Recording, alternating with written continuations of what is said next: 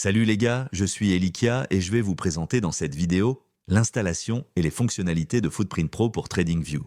Vous devez savoir qu'il vous faut absolument disposer d'un abonnement premium qui vous donne accès au time frame en une seconde. C'est seulement avec ce time frame que Footprint Pro vous donnera les meilleurs résultats et vous permettra de prendre des entrées millimétrées. Alors pour commencer, on se met sur un time frame en une seconde et on va effacer les bougies du graphique en cours.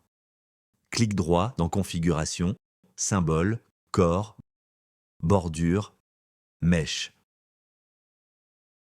On se retrouve sur un graphique complètement vierge, on installe le footprint et on l'active sur le graphique en une seconde.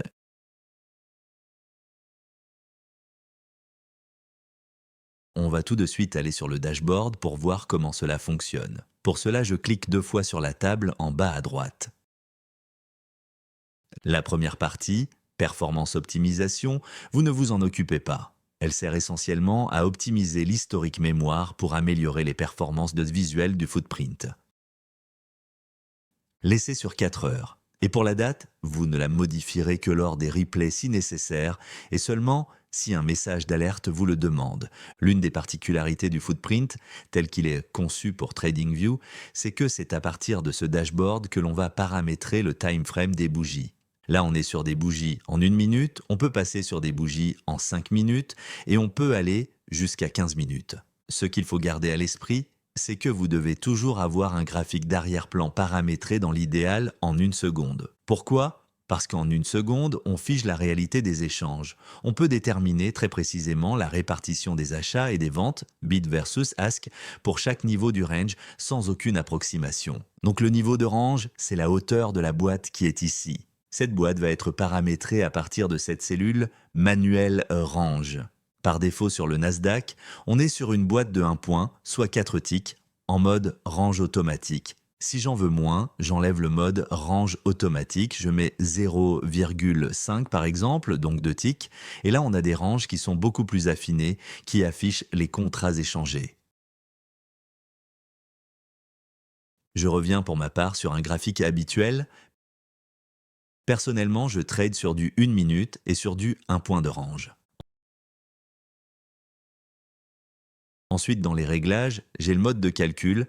Par défaut, on a time frame, c'est ce que vous voyez à l'écran. On peut avoir range bar qui est une autre présentation du footprint. Avec time frame, les bougies se construisent comme des bougies classiques en fonction de la durée du time frame choisi, ici 1 minute.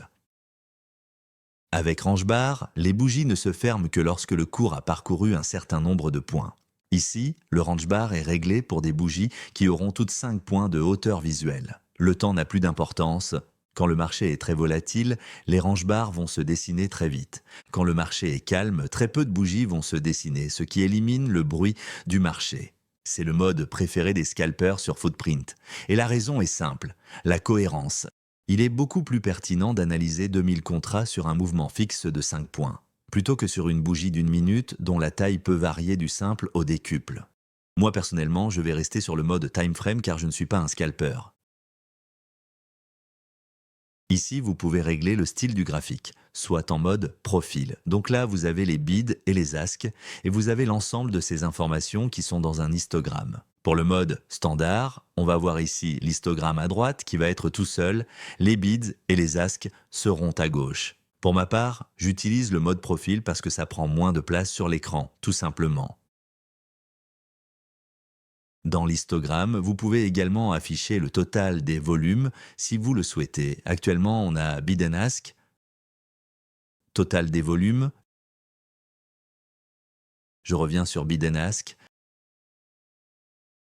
Alors, en ce qui concerne l'histogramme, il affiche différentes intensités de couleurs. Une couleur foncée indique un important delta, et donc une forte agressivité des acheteurs ou des vendeurs. Là, en l'occurrence, ce sont les vendeurs. La longueur de la barre représente le volume total échangé à ce niveau de prix. Plus le volume est important, plus la barre est longue. La barre la plus longue indique le POC de la bougie. Ici, on a le POC, vous avez le texte en couleur et soit un point jaune, soit un point bleu dans le corps de la bougie. Le POC représente l'endroit où il y a eu le plus de volume échangé dans la bougie. On va revenir sur le dashboard pour voir la suite. Ici, dans Range Mode, vous pouvez déterminer la hauteur des bougies Range Bar, la distance entre deux footprints et la largeur totale du footprint en mode Range Bars, le style des couleurs et des textes, et la partie histogramme. Cette partie histogramme comporte bien entendu les couleurs mais aussi les réglages de la heatmap avec le pourcentage de delta à partir duquel on passe en couleur foncée. Plus la différence entre le bid et le ask est importante sur un niveau, plus la couleur verte ou violette sera foncée. On le voit ici, 118 sur 0 couleur verte très forte, ici 344 bid pour 0 ask, on a une couleur très foncée également pour le violet. Vous pouvez ici modifier les réglages du POC, couleur, background et aussi taille et couleur du point qui se trouve dans la bougie. J'ai intégré la VWAP qui est une ligne de référence institutionnelle très importante. Elle indique le prix moyen payé par tous les intervenants depuis le début de la session. Elle donne le contexte général de la journée. Elle est très utile pour prendre position. J'ai ensuite intégré un compte à rebours positionné au-dessus de la bougie live et qui affiche le temps jusqu'à la fin de la bougie. Il n'est pas visible en mode replay.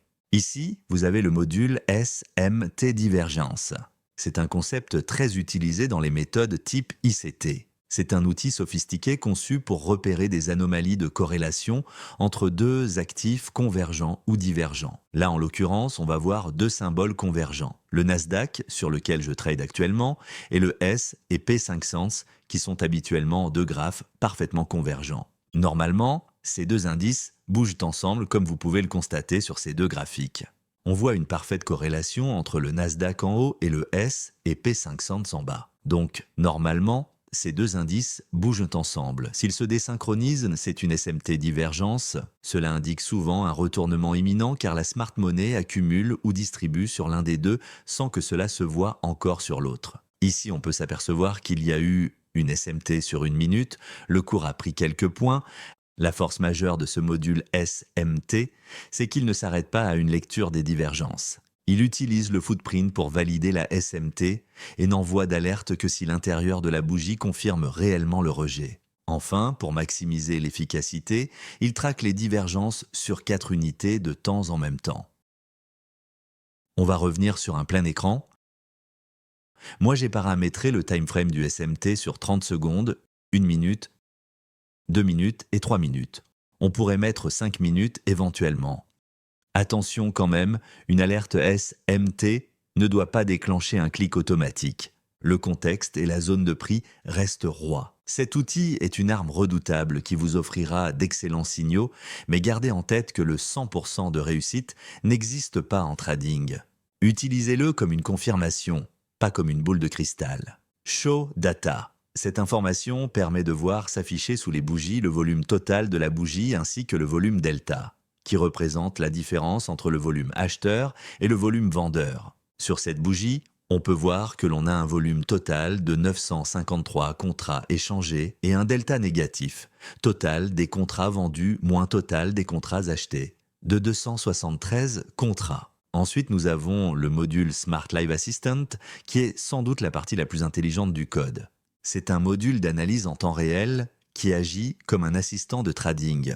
Au lieu de juste vous donner des données brutes, volume, delta, il analyse le contexte des 5 à 10 dernières bougies et regarde la structure pour vous dire « Tiens, ça ressemble à une configuration connue ». Il s'active ici et affiche à droite de la bougie en cours une alerte indiquant jusqu'à 4 configurations différentes susceptibles de vous permettre de prendre une décision. Parmi les configurations, il y a Flow Follower, Liquidity Sweep, Absorption et Trap, donc Flow Follower. La logique de cette configuration, c'est que tout est aligné. La tendance de fond des 5 dernières bougies est baissière, le delta cumulé est baissier, la bougie actuelle pousse fort avec du delta négatif, ce qui est le cas ici. Qu'est-ce que ça veut dire ? Eh bien, c'est qu'il n'y a pas de piège, c'est une continuation saine de la tendance. C'est le signal pour laisser courir ou entrer dans le flux. Ensuite, on fait défiler le graphique, on va probablement voir, voilà. La seconde configuration, c'est un trap.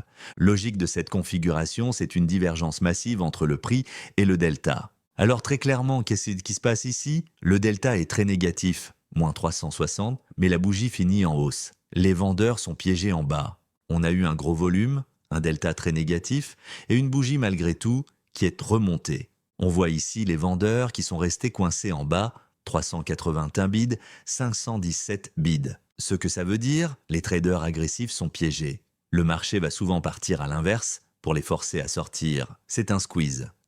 La configuration Liquidity Sweep. La logique, le prix vient de casser un plus bas ou la précédente mèche mais est immédiatement rejeté avec de l'absorption. Absorption, rejet. Qu'est-ce que ça veut dire? C'est une fausse cassure. Les institutions sont allées chercher la liquidité, les stop-loss, qui étaient en dessous, derrière un niveau, avant de faire repartir le marché dans l'autre sens. L'alerte Sweep Buy s'affiche ici. Et la quatrième et dernière configuration, la absorption. Donc, la logique de l'absorption, c'est que le volume est élevé, ce qui démontre un gros effort des acheteurs ou des vendeurs en fonction du sens. Le delta est fort, mais le prix ne bouge pas. Et très souvent, le prix clôture du mauvais côté du POC, ce qui était le cas ici. Qu'est-ce que ça veut dire? Eh bien, il y a un ordre limite passif. Dans le cas présent, c'est un vendeur qui se situe sur ce niveau-là, qui absorbe tout le marché. C'est un véritable barrage, un mur, on parle aussi d'iceberg, qu'ensuite on passe au module Alerte et Setup. Alors a priori, on peut penser que ce module fait double emploi avec le module Smart Assistant, mais il ne joue pas le même rôle stratégique. Ici, les alertes regardent uniquement la bougie en cours et non pas le contexte de la structure comme on le fait avec le Smart Assistant. Donc, il ne faut pas voir ces setups comme des doublons, mais plutôt comme un système de confirmation en 2 étapes. L'assistant vous dit « Il se passe quelque chose d'intéressant ici. » Contexte. Les alertes setup vous disent « C'est le moment exact d'appuyer sur le bouton. » Timing. Vous trouverez pour chacun de ces setups les explications des conditions d'affichage des alertes dans le point d'information ici. Et vous trouverez sur YouTube grand nombre de vidéos qui vous expliquent en détail chacun de ces setups.